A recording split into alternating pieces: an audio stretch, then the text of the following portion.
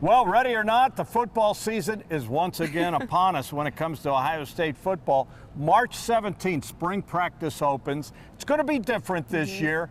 There will be a spring showcase. It's not going to be the spring game, so to speak. But April 12th. Yeah, April 12th. And Coach said there will be some scrimmaging. A lot of interest going to be with the offense. You lose players like Will Howard at quarterback. You lose Quinshon Judkins. You use Trey Henderson, the 1-2 punch. They got to reload here.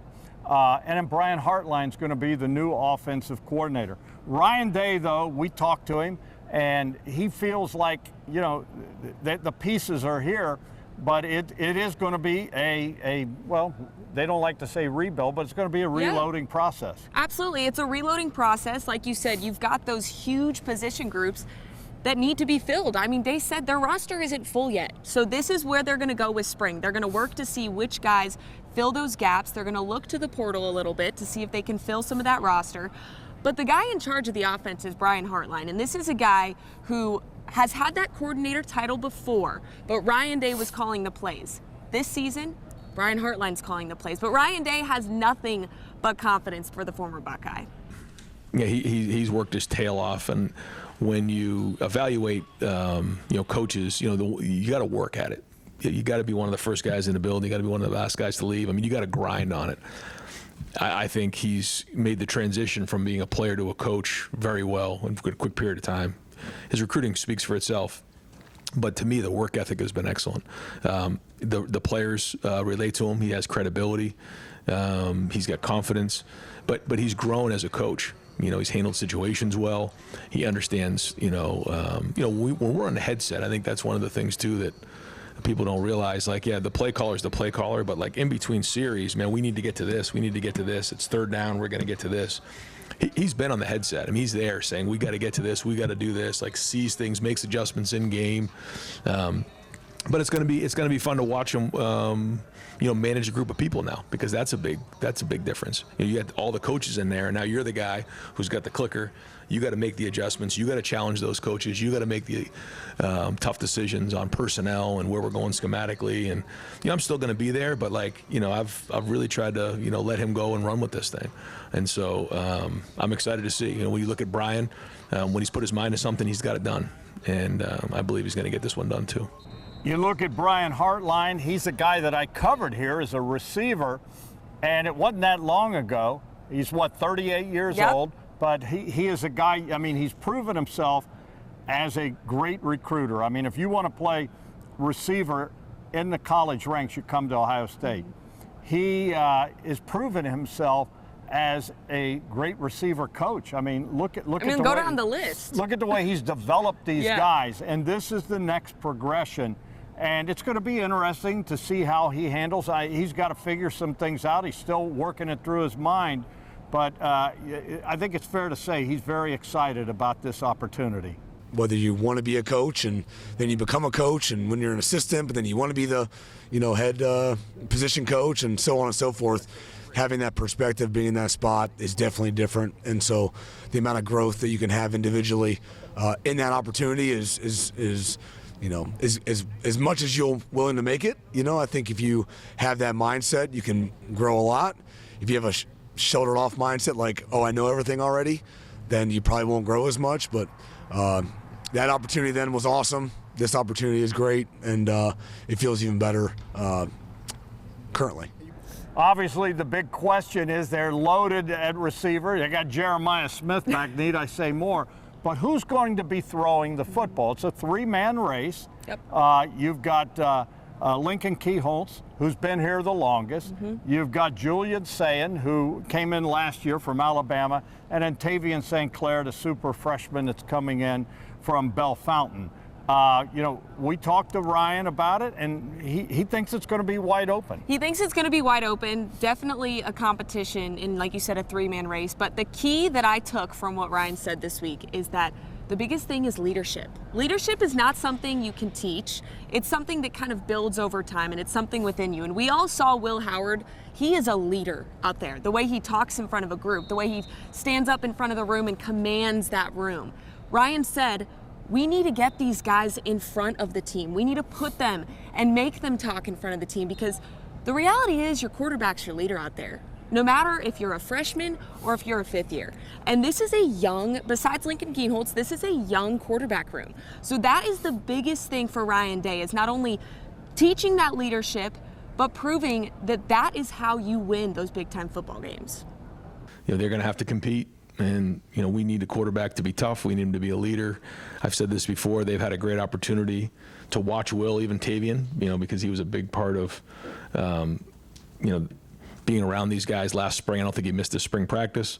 He would come during the season for all the games. He was with us for the last 2 weeks or the last two games. He was able to see what that looked like. Lincoln was with him every day. Julian was with him every day. So, like, that's the standard of what the leadership should look like. Now they got to go do it. And, you know, being the quarterback around here, I mean, you start listing the guys who have been here most recently and down in the history of Ohio State football. I mean, you're in, you know, you're some of the best names who've ever played the game. But the biggest thing they have to do is they got to lead and they got to be tough. So, long way to go on it. Don't have any evaluation to go with right now, but it's going to be a big spring for those guys.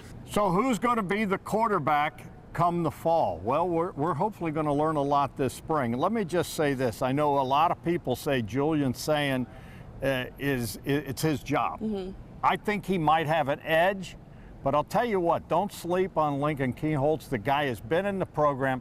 And Nicole, he's an outstanding athlete. He's a nice young man, I'll tell you. I got to know him a little bit on the Buckeye Cruise, and he's going to compete. This is going to be fun to see how it shakes out. But if I had to handicap it, I would say probably Julian is the clubhouse leader, but let's see what Lincoln can do. Well, and I think what's exciting is that, you know, Ryan Day said we're going to get to see those guys take some snaps in that spring showcase. We're going to get to see them get those reps, because that's what's the point of spring. He wants to see them all in those game-like situations.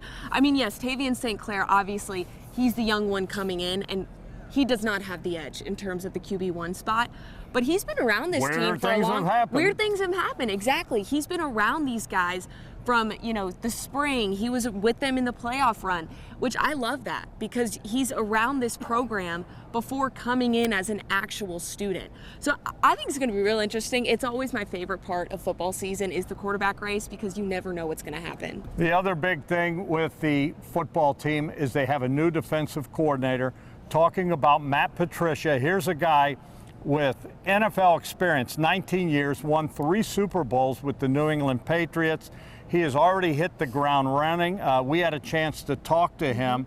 He's very excited about this opportunity. Absolutely. He's very excited, and like you said, he's got a lot of NFL experience. I think he's got 6 Super Bowls. He knows what winning looks like, and he not only knows what it looks like, but he has connections here. He knows Tim Walton. He had tie-overs with Larry Johnson. This whole defensive staff, he said it earlier this week, that they all know each other. But he's kind of coming in, he's going to sit back, observe, and he likes that they all kind of know each other, because then they can bring him in under their wing, and he can put his touches on the way he wants the defense to look, but he's also going to sit back and just observe the unit. You know, my whole goal is to try to figure out, what do you do well?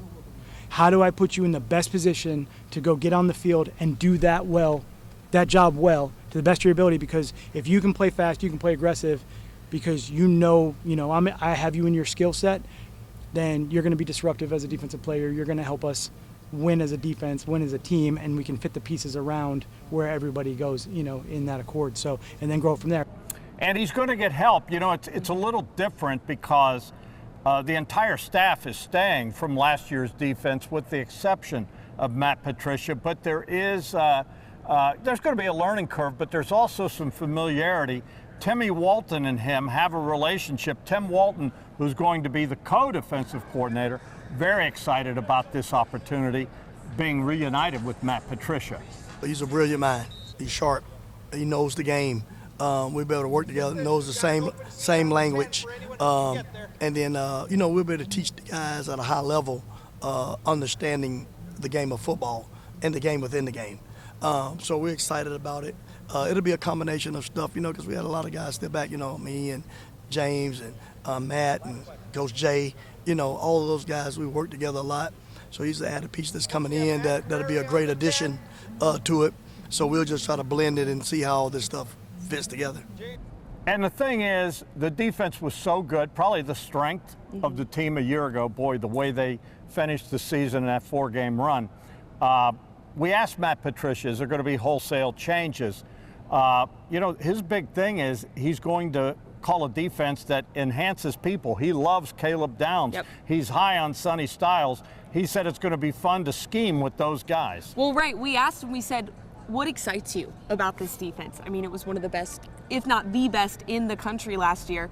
And he said, when you walk into a building with guys like Caleb, IGB, Sonny Styles, how can you not be excited to coach a room like that? It's hard not to walk in the building and try to find Caleb as fast as possible, right? I mean, he is unbelievable, amazing player, very versatile. There's a lot of, you look at a guy like that and you're like, okay, we're going to be able to do some really fun things with him, and he's super smart, and he's such a great student of the game, and his approach is amazing.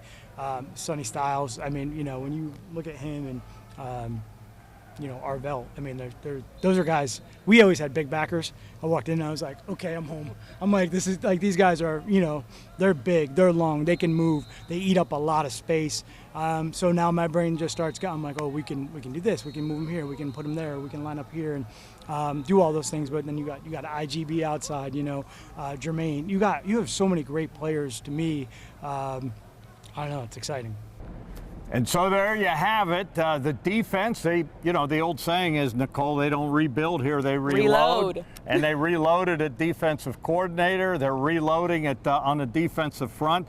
Larry Johnson's going to have a big job there. And, the one thing I know in covering Ohio State, they really do reload. They recruit the best players in the country. And, the bottom line is they're happy with a national championship, but they want to run this back. They want to run it back, and Ryan Day said it. That's the expectation. Yeah, we won the Natty, but let's do it again. Let's make it that two-peat. And it's exciting. You've got spring practice starting March 17th, the spring showcase on April 12th. Football's back, guys. Football never leaves the 614.